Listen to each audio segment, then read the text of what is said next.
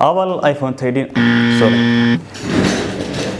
Apple iPhone 11 ayaan ku sameyn doonaa maanta bal inaan ka bixino warbixin kooban taasoo ku eegi doona waxyaabaha ku fiican yahay iyo hadii aad iibsan lahaydba waxyaabaha ku talin lahayd inaad ku iibsato Mobilkan Apple iPhone 11 waxa uu kamid ahaa mobileski wada socday ee soo baxay sanadkii 2019 haday noqoto mobilkan dhinaca screen size-ka amba cabirka screen size-ka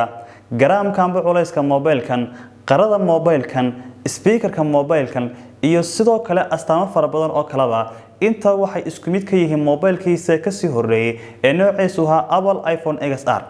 waxaan hadda imikana si kooban u sheegi doonaa bal mobilkan iyo waxyaabaha amba astaamaha uu ku fiican yahay xageenu ka dambaysiin doono hadii mobilka aad u baahan tahay inaad iibsatana bal maxaad ku iibsan lahayd kamarada mobilkani waxay kamid tahay waxyaabaha ugu fiican san hore soo sheegnay ee uu leeyahay mobilkan Apple iPhone 11 kamaradiisa main kamarada markaad isticmaal doonto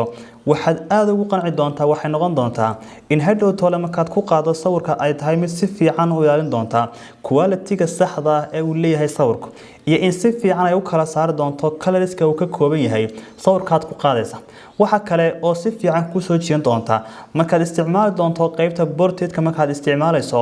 inay tahay kamaradiisu mid si fiican u kala saaraysa qaybta wajiga amba qaybta la rabo in la soo muujiyo iyo qaybta background-ka ee loo baahan in blurka la geliyo say u kala saarayso sidoo kale waxayuna si fiican ku soo jeedin doontaa waxay noqon doontaa kamarada panoramada markaad isticmaalayso iyo qaabka quruxda badan ee aad ugu qaadi karto sawiraanta hadaynu si kooban u soo sheegno mobilkan Apple iPhone 11ka kamaradiisa dambe iyo kamaradiisa horeba waa mobile aad ku qaadi karto ama aad ku duubi karto sawiro iyo muuqaalo aad u qurux badan iyagoo kuwana kamid yihiin sawiraantii aan ku soo qaadnay mobilkan intii aan ku jirnay tijaabinta qaybta kamarada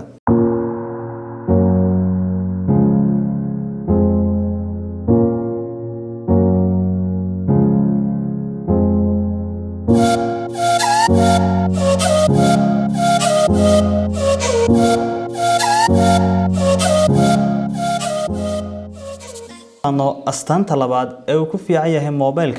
mobilkan ayaa wuxuu yahay mid xawaarihiisu aad u sareeyo amba markay noqoto apps-ka iyo programmes-ka ku shaqeynaysa mobilkan qaabka uu kugu socodsiinaya waxay tahay mid heer sare iyadoo ugu wacan tahay in mobilkan uu ka samaysan yahay chipset-ka noociisu yahay Apple A13 Bionic iyo in sidoo kale ay ku sii weheliso 4GB oo RAM maskaxda mobilkan uu ku yimaado ayaa waxay kala yihiin maruu yahay 460GB iyo maruu yahay 160GB iyo maruu yahay 256GB RAM-koosina wada yihiin 4GB oo RAM astaanta saddexaad oo ku fiican yahay mobilkan ayaa waxay tahay mobilkan ayaa markay noqoto iska caabinta biyaha amba mobilka inay u soo gudbaan biyuhu iyo sidoo kale dhaskuba waxa uu kaga jira heerarka sare iyadoo ugu wacan tahay in mobilkan uu ka samaysan yahay maadada ka ilaalisa amba ka caabisa mobilka inay u soo gudbaan biyaha iyo dhasku ee uu nooceedu yahay IP68 iyadoo taa macnaheedu tahay in hadii mobilkan aad dhex geliso biyo uu ku dhex jiri karo biyahaasi muddo dhan 30 daqiiqo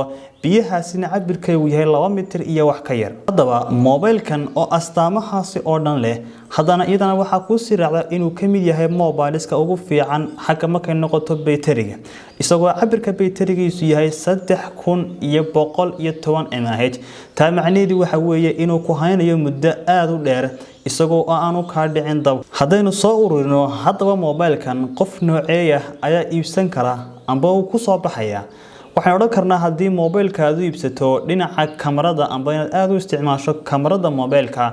mobilkani waxa uu yahay kii adiga kugu haboona sidoo kale hadii aad mobilka u iibsato in mobilku yahay mid kooban sidoo kale gacan qabashadana ku fiican sidoo kale bayterigiisna uu fiican yahay mobilkan isna waa kii kugu haboona hadii sidoo kale mobilka aad u iibsato inuu yahay mid speedkiisu amba xawaarihiisu fiican yahay oo badan aad ku isticmaasho gameska oo kale isagana mobilkan waxa uu yahay kii kugu haboona iyadoo marka loo eego qaabka amba chipset-ka uu ka samaysan yahay iyo sidoo kale resolution-ka uu kugu soo gudbinayo waxaad ku daawanaysaa uu yahay mid kugu soo gudbin doona qaab aad u fiican hadaba hadii uu ku cajab geliyo mobilkan una baahan tahay inaad iibsato waxaad ka iibsan kartaa shirkadeena murasad.com waxaad sidoo kale ku iibsan kartaa in hadii aad keento alaabsad salaha mobile oo kale inaad ku bedelan karto mobilkan adigoo isticmaalaya adeega ay bixiso shirkadu ee ah adeega isku bedelka alaabta